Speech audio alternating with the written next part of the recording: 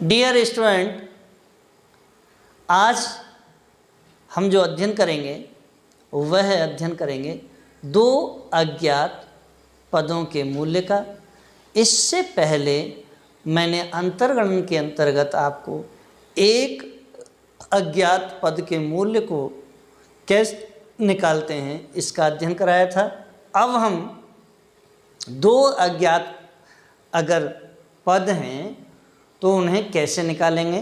तो देखिए, सबसे पहले हमें समझना है कि दो अज्ञात पद यानी टू मिसिंग वैल्यू को कैसे निकालते हैं। देखिए, जब स्वतंत्र चर मूल्यों यानी x के अंतर समान हों और दो अज्ञात मूल्यों यानी y का अंतर्गणन अगर करना हो तो दो समीकरणों की आवश्यकता होती है। प्रथम, ज्ञात मूल्यों की संख्या के बराबर प्रमुखांतर या प्रमुख अंतर को शून्य मानकर द्विपद विस्तार किया जाता है। दूसरे, उक्त द्विपद विस्तार को फिर से लिखकर प्रत्येक y के अधोलिखित संकेत में एक की वृद्धि कर दी जाती है, जिससे अंत में y0 के स्थान पर y1 प्राप्त हो जाता है। तत्पश्चात ज्ञात मूल्यों को दोनों समीकरणों में आदिष्ट करके उनका हल करके अज्ञात मूल्य अनुमानित कर लिए जाते हैं। यदि मान लीजिए यदि 7 मूल्य ज्ञात हों और 2 अज्ञात मूल्य का हमें अंतर्गणन करना हो तो निम्न हमें 2 समीकरण निकालने पड़ेंगे। सबसे पहले कौन सा समीकरण निकालना है? तो देखिए, अगर 7 की वैल्यू दी हुई है और 2 अज्ञात हैं तो हमें निकालना है। तो कैसे निकालेंगे? देखिए, =0 कैसे करना है? y7 minus 7y6 plus 21y5 minus 35y4 plus 35y3 minus 21y2 plus 7y1 minus y0 =0। एक समीकरण तो ये होगा। अब देखिए, फिर हमें दूसरा समीकरण अगर करना हो तो क्या कहा हमने? एक बढ़ा लेते हैं। क्या करेंगे अब हम? यानी देखिए, y8 minus 7y7 plus 21y6 minus 35y5 plus 35y4 minus 21y3 plus 7y2 minus y1 =0। ये सेकंड समीकरण होगा। अब देखिए क्या किया है मैंने। दोनों अज्ञात मूल्यों को हमें जब निकालना होता है, मान लीजिए अगर किसी इक्वेशन में वैल्यू अगर 7 दी हो तो क्या लगाएंगे? y7 = क्योंकि ये आश्रित मूल्य है, स्वतंत्र चर नहीं है, आश्रित चर है। तो जब आश्रित चर को निकालते हैं तो y7 अगर हम मान के चलते हैं तो y7 minus 7y6 plus 21y5 minus 35y4 plus 35y3 minus 21y2 plus 7y1 minus y0 is equal to 0। अब करना क्या है दूसरे समीकरण में कि एक बढ़ा देना है केवल। अब मान लीजिए y8 minus 7y1 plus 21y6 minus 35y5 plus 35y4 plus minus 21y3 plus 7y2 minus y1 is equal to 0। ये दूसरा समीकरण हो गया।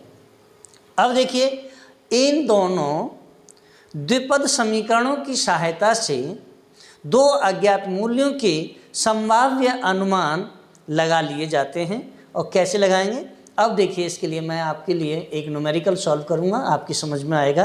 ये न्यूमेरिकल दिया हुआ है कि निम्न सारणी की सहायता से, एक सारणी दी हुई है, निम्न सारणी की सहायता से 1990 और 2000 के लिए उत्पादन का अनुमान लगवाया है।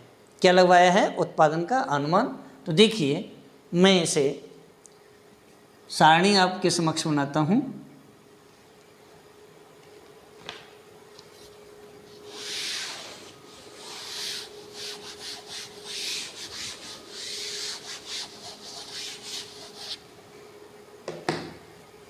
देखिए वर्ष दिए हैं और वर्ष में दिया है 1975 1980, यानी 1975 टू 1980 टू 1985 1990, इसके बाद 1995 और 1995 के बाद 2000 और 2005। अब देखिए ये जो दिया है ये क्या है, ये स्वतंत्र चर है। तो x0 x1 x2 x3 x4 x5 और x6। अब देखिए उत्पादन दिया हुआ है। क्या दिया है उत्पादन? तो उत्पादन देखते हैं, यानी प्रोडक्शन। उत्पादन देखिए 1975 में जो उत्पादन हुआ है वह हुआ है 2000 टन का। कितना? 2000 टन। इसके बाद 2000 नहीं 200 टन। इसके बाद 220 टन और फिर नेक्स्ट 260 और 1990 प्रश्नवाचक, यहाँ कुछ मालूम ही नहीं, ये ज्ञात करना है। और इसके बाद 1995 में 350 और फिर 2000 में कैलकुलेट कराया है और उसके बाद 430 टन। अब देखिए यहाँ परतंत्र चर यानी आश्रित चर जो है वो क्या है, y इन y1 y2 y3 y0 y1 y2 y3 y4 y5 और y6। अब देखिए हम जो सूत्र है वो कौन सा सूत्र लेंगे? तो देखिए सबसे पहले हमें यहाँ यह देखना है कि x का जो अंतर है वह कैसा है। तो देखें 1975 1980 मीन्स 5 साल, 1980 टू 1985 5 साल, 1985 से 1990 के बीच में फिर 5 साल का अंतर आया, 90 से 95 के बीच में भी 5 साल का अंतर आया, 95 से 2000 के बीच में भी 5 साल का अंतर आया और 2000 से 2005 के बीच में भी 5 साल का अंतर आया, मीन्स अंतर समान है, अंतर ऊपर नीचे नहीं है, अंतर समान दिया हुआ है। अब जब समान अंतर देते हैं तो क्या होता है, इसमें प्रत्यक्ष द्विपद विस्तार की जो रीति है वह रीति कौन सी होगी, y5 वाली। कौन सी होगी, y5। तो देखिए जब y5 का हम सूत्र लगाते हैं तो क्या होता है, y5 के सूत्र को अगर हम ज्ञात हैं और 2 अज्ञात मूल्य हैं, इसमें कैसे हैं, 2 अज्ञात मूल्य हैं, इसलिए हम जो पांचवा जो प्रमुखांतर है उसका जो सूत्र है वह संबंधित द्विपद विस्तार का 2 जो प्रयोग है वो 2 इस प्रकार से करेंगे। तो कैसे करेंगे, देखिए एक ये है कि y-1 की पावर अगर 5 है तो क्या होगा, 0 कैसे निकालते हैं, तो y5 माइनस 5y4। अब 5/4 फिर क्या होगा, plus 10y3 minus 10y2 plus 5y1 minus y1 और y0 इजिकल टू 0, पहला समीकरण हो गया। अब देखिए क्या करना है, इसमें एक और बढ़ा देना है, सेम कंडीशन यही रहेगी, यानी y6 minus 5y5 plus 10y4 minus 10y3 plus 5y2 minus y1 is equal to 0। ये दूसरा समीकरण हो गया। अब वही देखिए आप इसमें वैल्यू को पुट कर लीजिए। तो सबसे पहला हम पहला ही देख लेते हैं, क्या है पहला, यानी y5 minus 5y4 plus 10y3 minus 10y2 plus 5y1 minus y0 is equal to 0। अब आप रख लीजिए, वैल्यू को पुट कर लीजिए। अब देखिए वैल्यू पुट कैसे करेंगे, y5 यानी y5, अब जब हम y5 की वैल्यू निकालेंगे तो क्या निकालेंगे, देखिए y5 तो हमें निकालना ही निकालना है, y5 की वैल्यू तो यहाँ कहीं है ही नहीं क्योंकि ये प्रश्नवाचक चिन्ह लगा हुआ है। तो आगे देखते हैं, y5 माइनस 5 इंटू, अब देखिए y4 की वैल्यू कितनी दी है, 350, तो 350 धन 10 गुणा, अब देखिए क्या है, ये 10y3 भी निकालनी है, तो क्या होगा यहाँ, देखिए 10y3 माइनस 10 इंटू, अब देखिए y2 की वैल्यू कितनी है, 260, इसके बाद प्लस 5 इंटू y1 की वैल्यू कितनी है, 220, ऋण y0 की वैल्यू कितनी है, 200। अब सॉल्व कर लीजिए, देखिए y5 माइनस, अब गुणा कर लीजिए, तो ये जो मल्टीप्लाई आएगा ये होगा आपका 1750, यानी 5 शून्य का 0 0, 5 दिया 15 के 5, हासिल का 1 और 5 दिया 15 और 1 16, 5 शून्य का 0 0, 5 दूनी 25 के 5, हासिल के 2, 5 दिया 15 2 17, 1705 प्लस 10y3 माइनस 2600 प्लस 5 शून्य का 0, 5 दूनी 10 का 0, हासिल का 1 और 5 दूनी 10 और 11, 1100 ऋण 220 इजिकल टू 0 इजिकल टू 0। अब कर लीजिए भाई। अब देखिए हमेशा जो पहली वैल्यू होती है उससे पहले प्लस का निशान माना जाता है। यहाँ क्या माना जाता है? प्लस का निशान माना जाता है। तभी तो माइनस आया, फिर प्लस आया, फिर माइनस आया, फिर प्लस, फिर माइनस, इस तरह से चलते हैं। तो ये जो वैल्यू है ये प्लस की वैल्यू है। अब देखिए ये माइनस की है, ये माइनस की है और ये माइनस की है। तो मैं क्या करूँगा, y5 माइनस, अब यहाँ ये प्लस की है तो 10y3। अब देखिए यहाँ जो वैल्यू हम निकालेंगे वो क्या होगा, 10y3 प्लस 10y3। अब देखिए निकालिए आगे, इजिकल टू क्या हो जाएगा, 1750 ऋण के, इसके बाद 2600 धन 2600, इसके बाद में आ जाइए आप 220 माइनस क्या आ जाएगा। अब देखिए ये वैल्यू प्लस की है तो 1100 इजिकल टू क्या होगा, अब देखिए 0 कर लीजिए आप। अब देखिए ये और ये तीनों को जोड़ लेना है।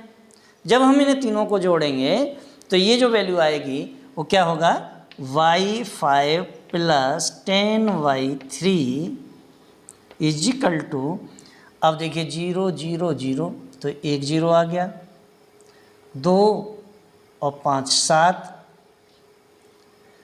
इसके बाद 2 और 6 8, 8 और 7 15 के 5, हासिल का 1, 2 और 1 3 और 1 4, 4570। अब 4570 माइनस 1100 इजिकल टू, अब भाई 1100 घटा लीजिए। जब आप 1100 को माइनस करेंगे तो ये जो वैल्यू बचेगी, ये वैल्यू बचेगी, प्लस की वैल्यू बच जाएगी और ये बचेगी आपकी 3450 के करीब, 3400 सॉरी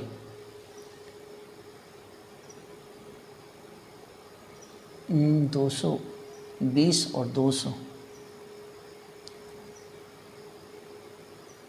माइनस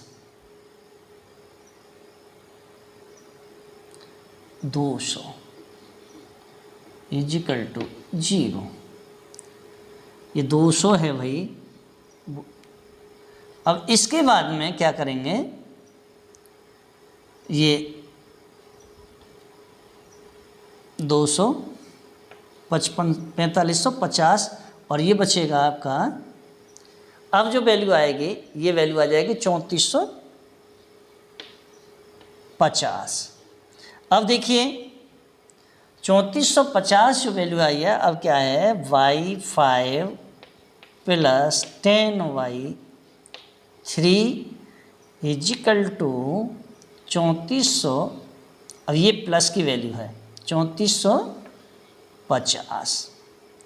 अब एक समीकरण हमने अभी तक निकाला है, कौन सा, पहला समीकरण निकाला है। अब देखिए दूसरा समीकरण हमें निकालना है, तो मैं इसे हटाता हूँ, अब दूसरा समीकरण लाएंगे। देखिए अब दूसरा समीकरण क्या है, y6 माइनस 5y, तो ये अब यहाँ से हटाता हूँ। अब देखिए दूसरे समीकरण को लाना है,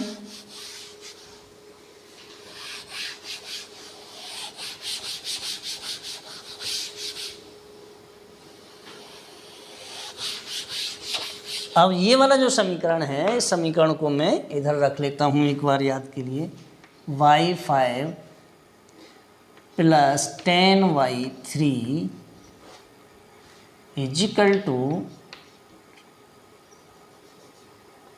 3450। अब देखिए दूसरा निकालते हैं। अब दूसरी इक्वेशन क्या है, y6, अब y6 की वैल्यू कितनी दी है, 430, तो 430 ऋण आगे क्या दिया है, y5, तो 5y5 प्लस, अब देखिए 10y4, तो 10 इंटू 350 इसके बाद क्या दिया है y3, तो -10y3 प्लस 5y2, तो 5 × 260। इसके बाद क्या है -y1, अब y1 की वैल्यू कितनी है 220। अब कर लीजिए = 0। अब सॉल्व कर लीजिए, तो 430 ऋण 5y5 प्लस, अब इसमें गुणा कर लीजिए तो ये आ गया 3500 ऋण 10y3 धन 5 शून्य का 0 0 और 5 6 30 का 0 हासिल के 3 और 5 दूनी 10 और 3 13 1300 ऋण 220 बराबर 0। अब देखिए ये और ये दोनों ऋण के हैं, तो ऋण 5y5 minus 10y3 is equal to क्या होगा। अब देखिए ये वाली वैल्यू प्लस की है, ये वाली वैल्यू प्लस की है और ये वाली वैल्यू प्लस की है, तो इसे और इसे तीनों को जोड़ लेते हैं और 220 को माइनस कर देंगे। तो देखिए 430 धन 3500 धन 1300 ऋण 220। अब ये जोड़ लीजिए, जब ये जोड़ेंगे तो ये 5230 के करीब आ जाएगा। तो ये -5y5 minus 10y3 is equal to, ये जो वैल्यू है ये वैल्यू होगी आपकी 5230, यानी 5230 ऋण 220 इजिकल टू क्या हो जाएगा 5010, इसकी वैल्यू आ जाएगी। तो ये कितना आ जाएगा 5010। अब ये सेकंड समीकरण हो गया। फर्स्ट समीकरण कौन सा है ये वाला। अब देखिए दोनों समीकरण, तो -5y minus 5y5 plus minus 10y3 is equal to 5010, ये आपका सेकंड समीकरण है। अब सेकंड समीकरण और फर्स्ट समीकरण को लेके आ जाते हैं। तो देखिए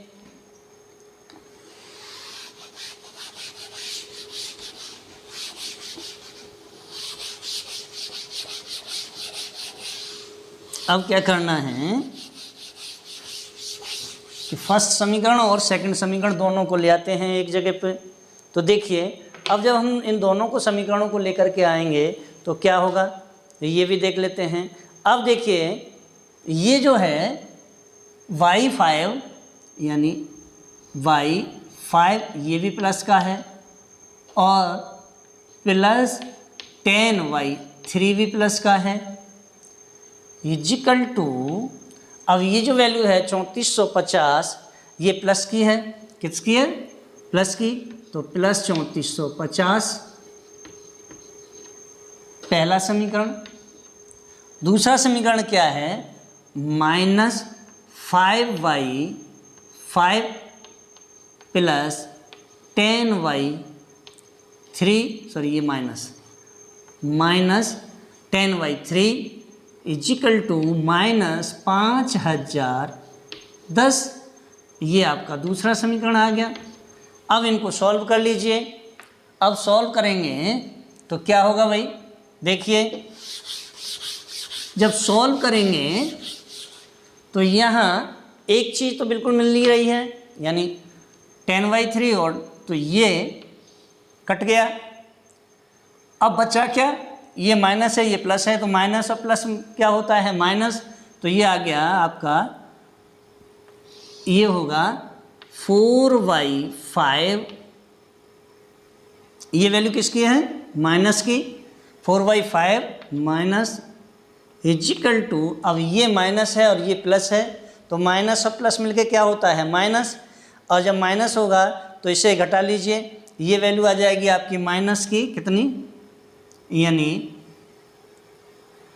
0 और 11 में से 5 गए तो बचे 6 और यानी 1560 के करीब आ जाएगा, 1560।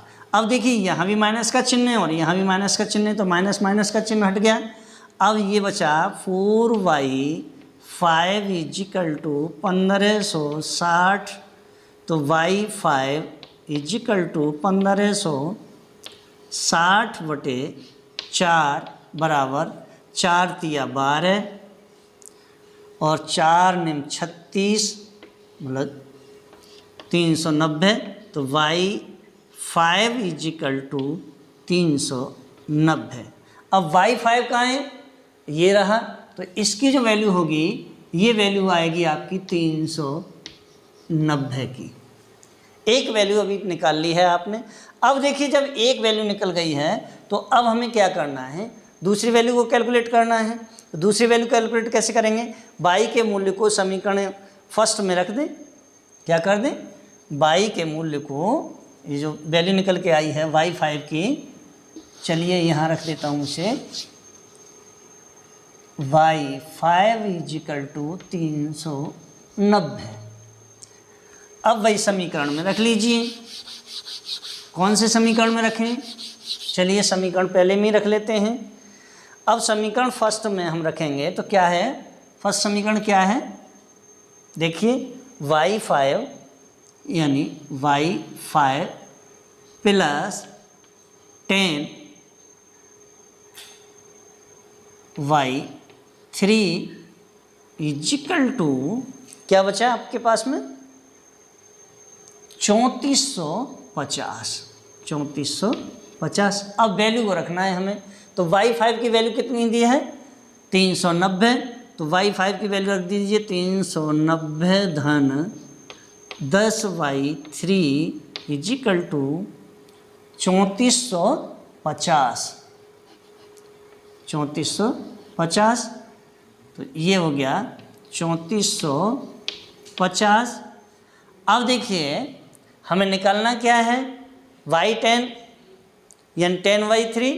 अब 10y3 को कैसे निकालेंगे, तो यहाँ ले आते हैं इसको, यानी 10y3 इजिकल टू क्या हो जाएगा 3450 ऋण, क्योंकि ये प्लस के हैं तो ये माइनस हो जाएगा, तो 390 बराबर। अब देखिए 390 को घटाएंगे तो एक 0, 15 में से 9 गए 6 बचे और 3 में से 3 गया 0 और ये 3060। तो 10y3 इजिकल टू कितना है 3060, तो y3 इजिकल टू क्या हो जाएगा 3060 बटे 10 बराबर।